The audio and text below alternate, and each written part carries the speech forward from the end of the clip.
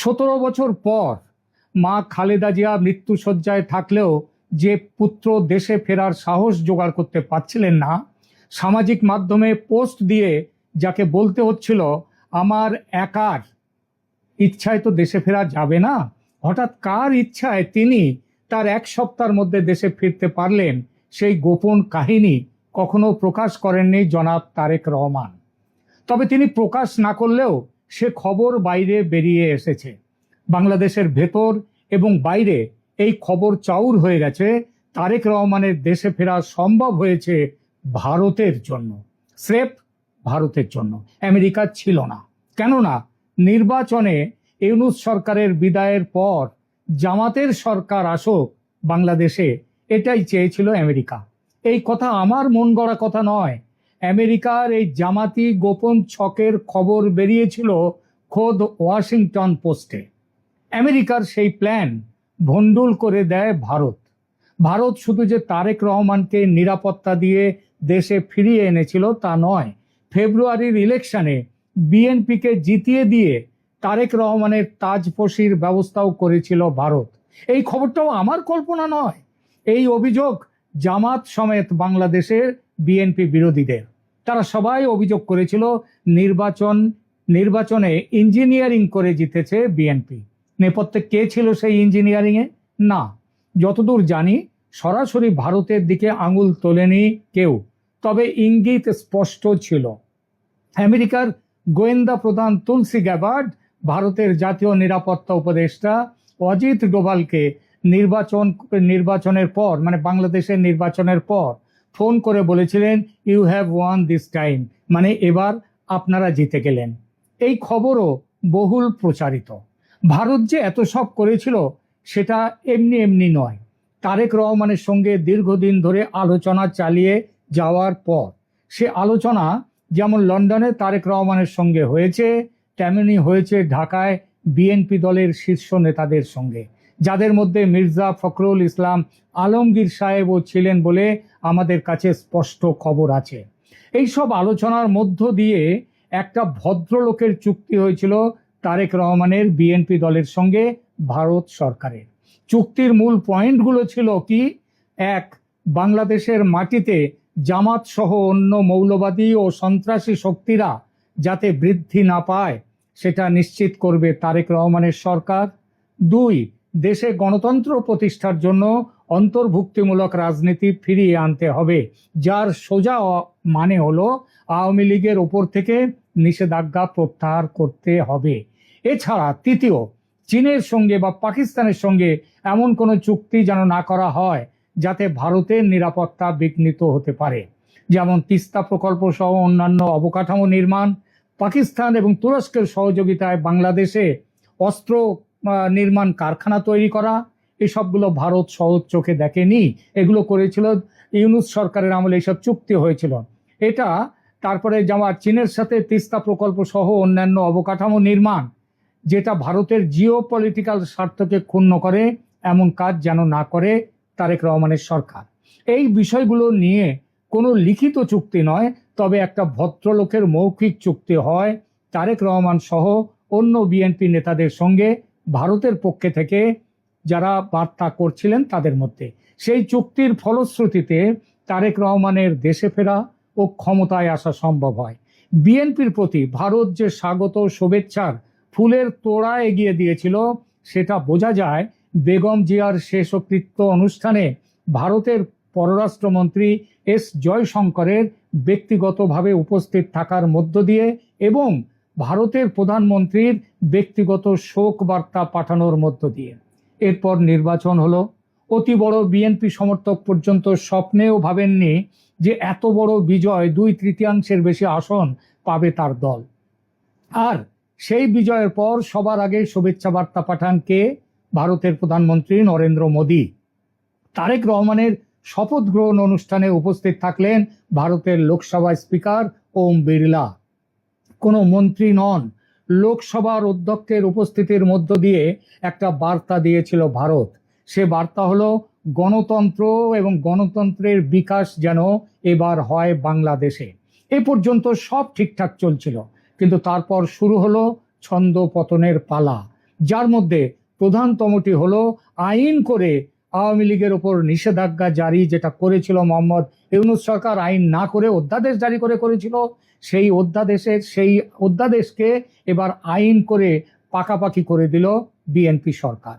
তারপরে শুরু করলো কি, পাকিস্তানের সঙ্গে বাংলাদেশের নতুন করে সম্পর্ক তৈরির কাজকর্ম, ভিজিট সরকারি তরফে শুরু হলো। এর মধ্যে খবর এলো তারেক রহমান সরকারে যোগ দিচ্ছে জামাত, একজন উপপ্রধানমন্ত্রী নিযুক্ত হবেন জামাত থেকে।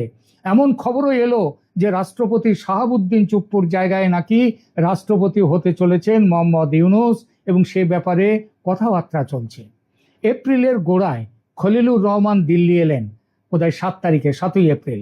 আবার ওই একই সময়ে মির্জা ফখরুল ইসলাম আলমগীর বড় সড়ো এক প্রতিনিধি দল নিয়ে গেলেন চীন সফরে।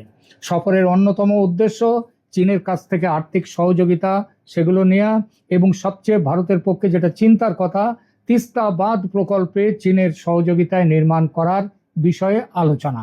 ভারত বুঝলো বিএনপি তার পুরনো চেহারায় ফিরছে, মানে ভারত বিরোধিতার চেহারায়।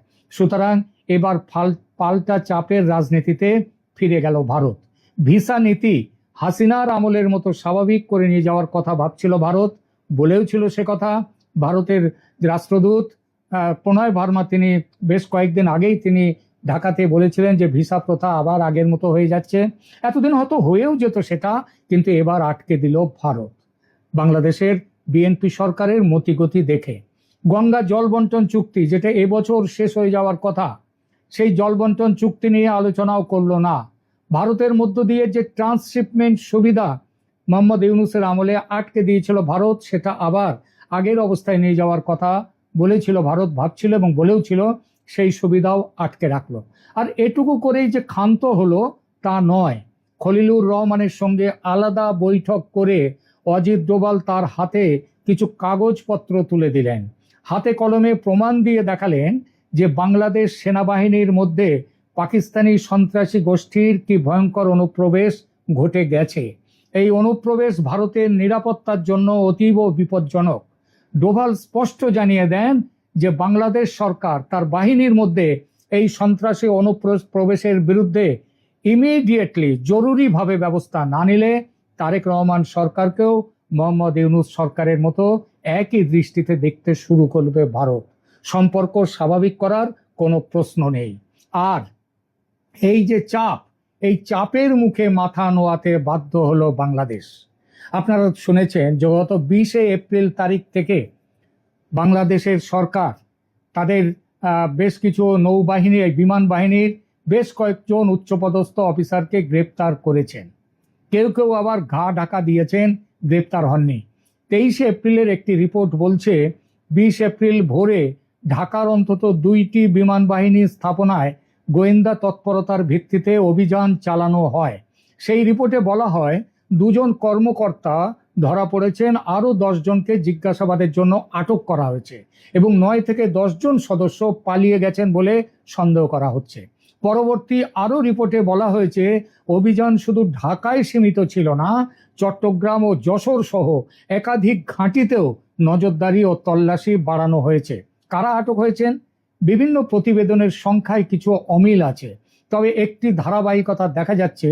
অন্তত 2 জন কমিশনড অফিসার, কয়েকজন ওয়ারেন্ট অফিসার এবং জুনিয়র কমিশনড অফিসার ও বিমান সেনাদের একটি অংশ তদন্তের আওতায় এসেছে। এক রিপোর্টে বলা হয়েছে 1 সপ্তাহে 20 জনের বেশি লোককে আটক করা হয়েছে, যার মধ্যে বিমান বাহিনীর সদস্যদের পাশাপাশি এক বিমান ঘাঁটির ভেতরে যে মসজিদ, সেই মসজিদেরও একজন ইমাম ছিলেন। আর এক বাংলা রিপোর্টে 2 জন স্কোয়াড্রন লিডার, 10 জন জুনিয়র কমিশনড অফিসার, বিমান সেনা এবং একজন ইমাম আটক হওয়ার কথা বলা হয়েছে। অভিযোগের প্রকৃতি কিন্তু ভয়ঙ্কর। মূল অভিযোগটি হলো বিমান বাহিনীর কিছু সদস্যের সঙ্গে তেহরিক-ই-তালিবান পাকিস্তান টিটিপি তাদের যোগাযোগ বা প্রভাবের সূত্র পাওয়া গেছে।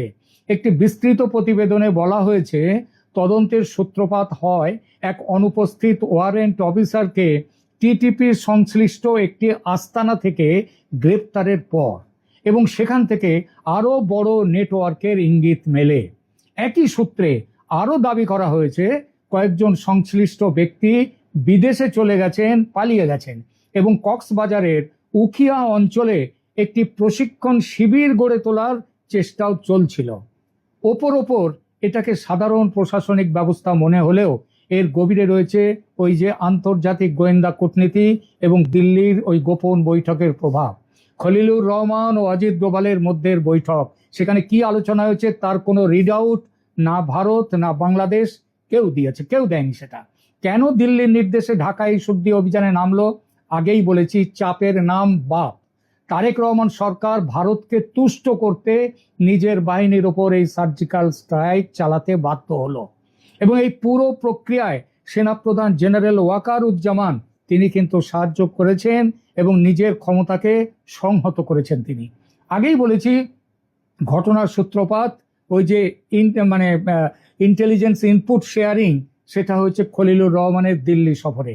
এবার শুধু যে মনে রাখবেন যে শুধু বিমান বাহিনীর ব্যাপারে যে খবর দেওয়া হয়েছে তা নয়, বাংলাদেশ বিমান বাহিনীর কিছু সদস্য গ্রেপ্তার হয়েছে ঠিকই তেহরিকে তালিবান পাকিস্তানের সাথে যোগাযোগের অভিযোগে, এবং এছাড়া অন্যান্য কট্টরপন্থী সংগঠনের সঙ্গেও সেনাবাহিনীর অফিসারদের এমনকি নৌবাহিনীর অফিসারদেরও যোগাযোগ রয়েছে। সে খবরও, সেই ইনপুটও ভারতের তরফ থেকে দেয়া হয়েছে বাংলাদেশকে। এবং বাংলাদেশ আজকে শুধু বিমান বাহিনীর অফিসারদের গ্রেপ্তার করেছে, কিন্তু আগামী দিনে শুধু বিমান বাহিনী নয়, সামরিক ও বেসামরিক বিভিন্ন সংস্থার উপরে বিভিন্ন জায়গাতেই কিন্তু গ্রেপ্তার করতে বাধ্য হবে তারেক রহমান সরকার। কারণ বড় হিসাব দিয়েছে ভারতের তরফ থেকে দেয়া হয়েছে। এবং শুধু যে সব মিলিয়ে বাংলাদেশের সামরিক বাহিনী এখন এক ক্রান্তিকাল পার করছে। আপাত দৃষ্টিতে মনে হচ্ছে তারেক রহমান সরকার ভারতের দেওয়া ইন্টেলিজেন্স ব্যবহার করে ঘরের শত্রু বিভীষণদের সাফ করছে, কিন্তু এর ফলাফল কি হবে? সামরিক বাহিনীর ভেতর কি কোনো চাপা ক্ষোভ তৈরি হবে? সেটাও বলেছে যে সেরকম হলে এই শুদ্ধি অভিযান একটা নতুন কৌশলগত মোড়ে দাঁড় করিয়ে দেবে বাংলাদেশকে, এবং ভারত সমস্তভাবে যে সাহায্য করার দিকে হাঁটছিল এতদিন, ভাবছিল, সেটা কিন্তু ভারত আর পিছিয়ে আসবে না।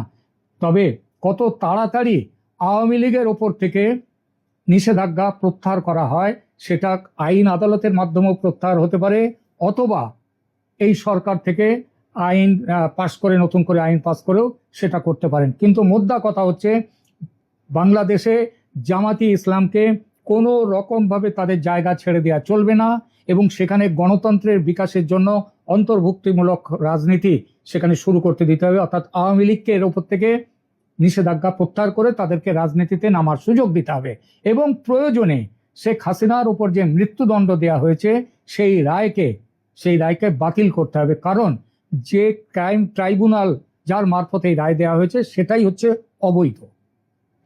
17 বছর পর মা খালেদা জিয়া মৃত্যু